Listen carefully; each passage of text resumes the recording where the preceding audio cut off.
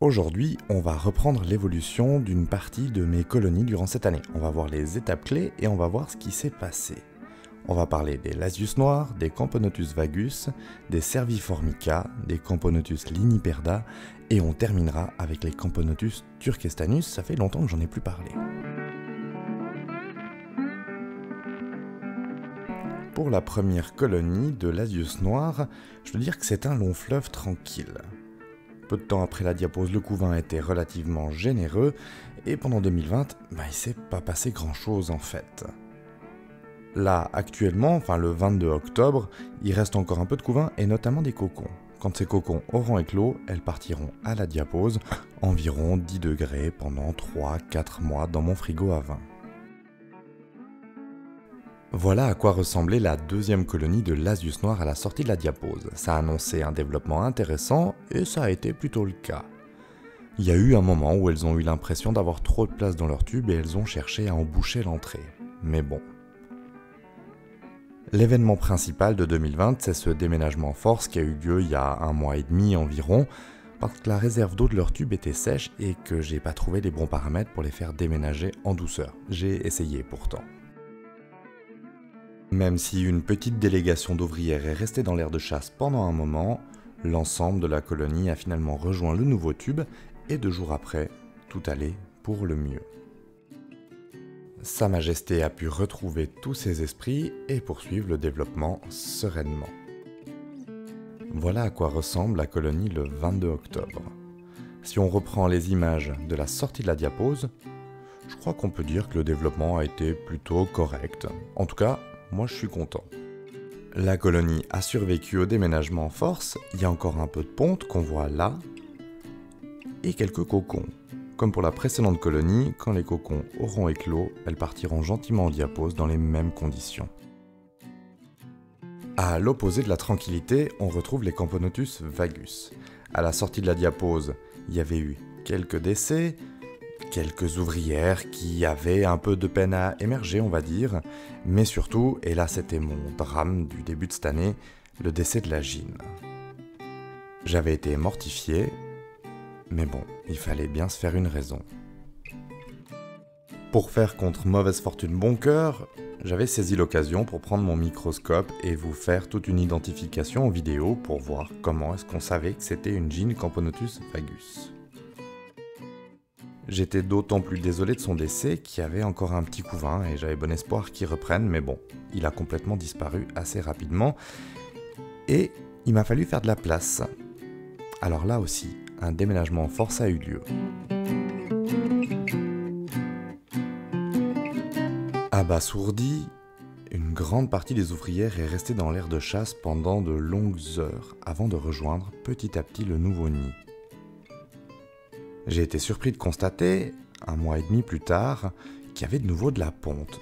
Et oui, des œufs, alors qui n'ont rien donné, mais bon. Et pour que cette colonie puisse continuer à servir un but, même si elle était condamnée, je l'ai utilisée pour tester des nids, mais aussi pour découvrir avec vous ce qui se passait quand on isolait des ouvrières pendant 4 semaines avant de les remettre avec les autres. C'était toute la vidéo sur l'odeur coloniale et on avait vu qu'elles avaient subi quand même pas mal d'agressivité. Actuellement, voilà à quoi ressemble cette colonie. Les membres meurent les uns après les autres et ne sont malheureusement plus remplacés. Il y a toujours un major que j'avais eu le plaisir de découvrir avec vous lors d'une vidéo, qui est toujours là, qui erre gentiment et qui sert de réserve de nourriture là du coup. Surtout qu'il n'y a pas grand chose à défendre. Pour cette colonie, pas de diapose cette année vu que la reine est décédée et je dois dire que je me demande ce que je vais en faire l'année prochaine. Alors si vous avez des propositions, n'hésitez pas, parce que j'hésite à la relâcher en fait. Du côté des Cerviformica, ça fait perpète que je vous en ai plus parlé, elles étaient 6 à la sortie de la diapose et on va voir comment ça a évolué. La première chose, c'est qu'elles sont absolument dégueulasses. Que ce soit du côté du tube à essai ou de l'aire de chasse, c'est absolument catastrophique. Et du coup, assez rapidement, je leur ai mis un 2e tube pour qu'elles puissent déménager et pour que moi je puisse avoir un peu de visibilité, en fait, bêtement. Autrement, leur spécialité, vous vous en souvenez peut-être, c'est de disperser le couvain. à la moindre vibration, à la moindre petite panique, le couvain est éparpillé partout dans l'aire de chasse. C'est assez amusant à voir et bon, utile dans la nature probablement pour éviter que tout le couvain ne soit détruit s'il y a un intrus qui débarque. Mais là, dans mon élevage, et vu la taille de l'aire de chasse, bon, l'intérêt est un peu plus limité. En juillet, la fondation se portait bien. Le couvain continue de se développer et j'en avais profité pour prendre quelques images des nymphes nues chez ces Cerviformica.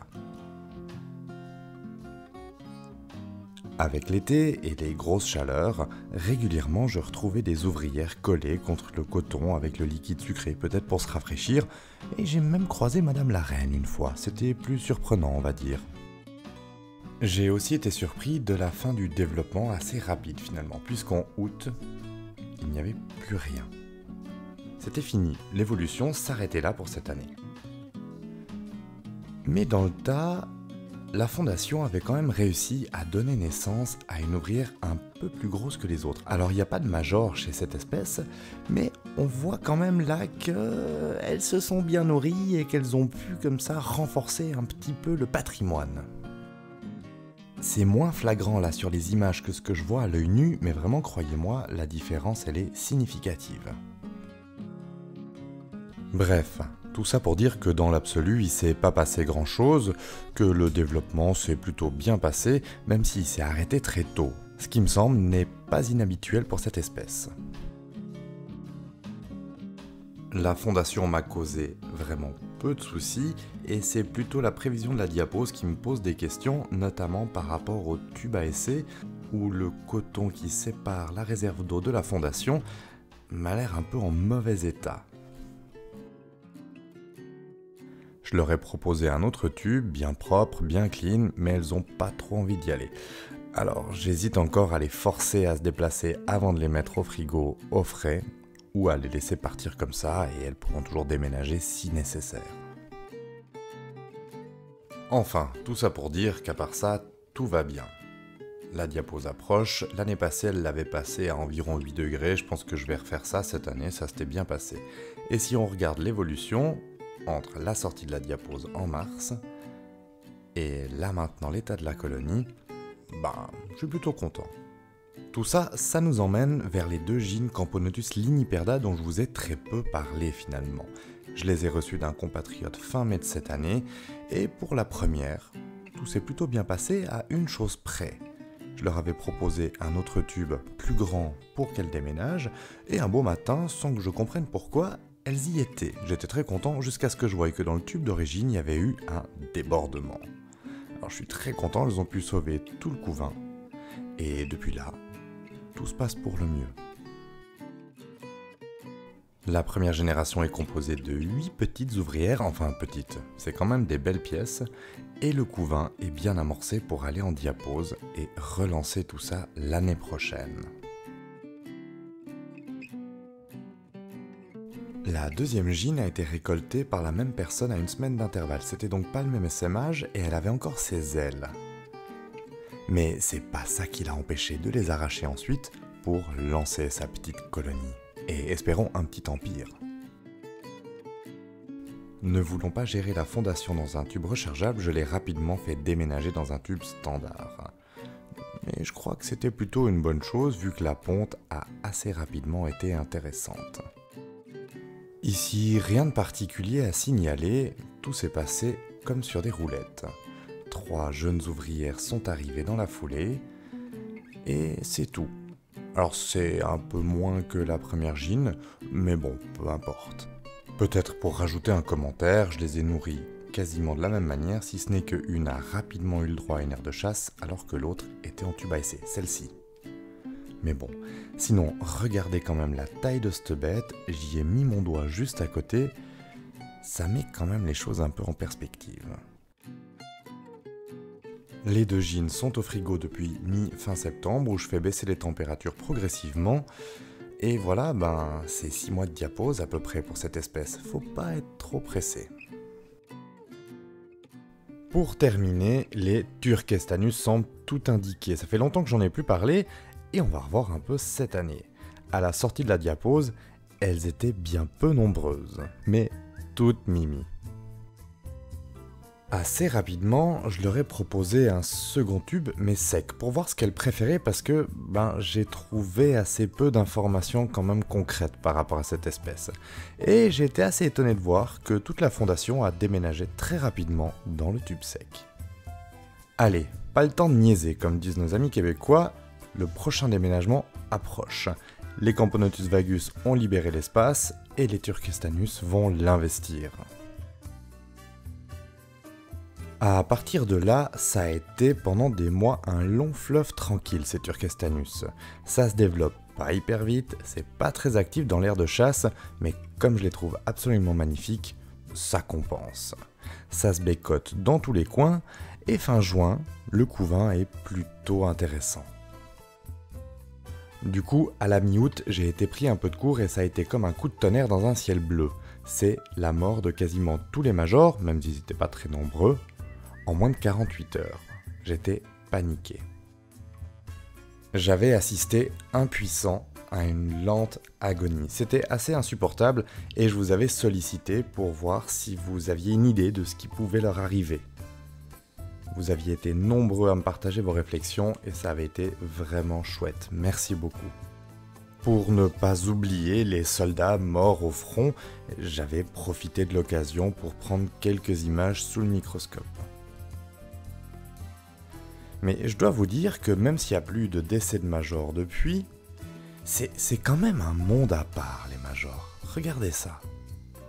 Vous le voyez, là, au fond ? Attendez, je vais filmer ça depuis un autre angle. Là. Enfin, quand même. C'est le freestyle total, ces majors chez mes Turkestanus.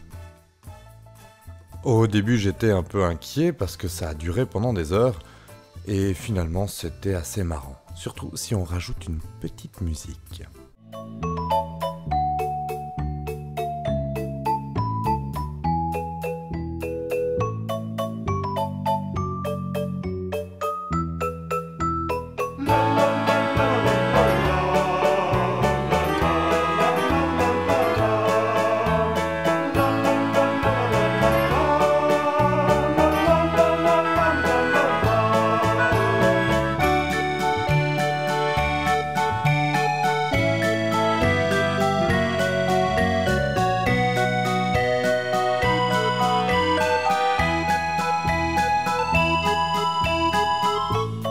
Bref, ça a duré comme ça un bon moment, même un bout de la nuit, jusqu'à ce que soudain...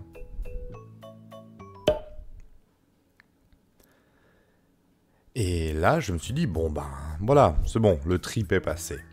Mais le lendemain matin, ce major a recommencé, sauf que cette fois c'était sur les parois de l'aire de chasse. C'était vraiment fatigant à observer. La dernière frayeur, c'est quand j'ai vu ce major, de nouveau, comme les autres, se mettre dans un coin et rester immobile.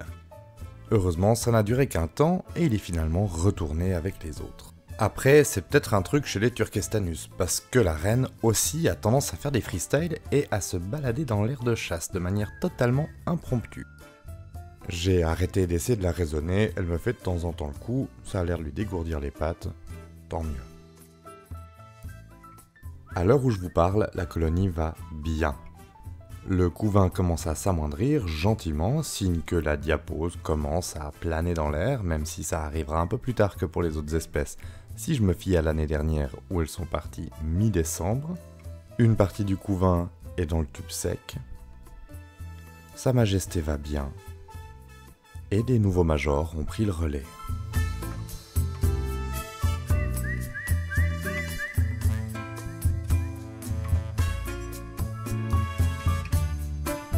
Si on compare l'état de la fondation au moment de la sortie de la diapause à ce qu'elle est devenue aujourd'hui, l'évolution n'est pas incroyable, mais franchement j'en suis assez content parce que c'est une espèce qui se développe vraiment lentement. Les ouvrières sont devenues de plus en plus grosses avec de plus en plus de médias et quelques majors. En plus, je vois assez peu de cadavres dans l'aire de chasse, alors soit le taux de mortalité est particulièrement bas, soit elle les mange. La nature, c'est fantastique. Bref, pendant que ces dames s'agitent dans l'air de chasse parce que j'ai déplacé le nid, on va parler diapause. L'année passée, je les avais placées vers mi-décembre dans le frigo, et on va voir cette année si ça se confirme. On va essayer de diminuer aussi un peu les températures par rapport à décembre dernier, et descendre à 7 degrés. Je vais pas pouvoir descendre plus bas de toute façon. Voilà, on va s'arrêter là pour aujourd'hui parce que la vidéo est déjà bien assez longue, et la semaine prochaine on va essayer de faire la deuxième partie de l'évolution et des événements qu'il y a eu en 2020 pour mes colonies. Dans l'intervalle, je vous souhaite une bonne soirée et d'ores et déjà un bon week-end.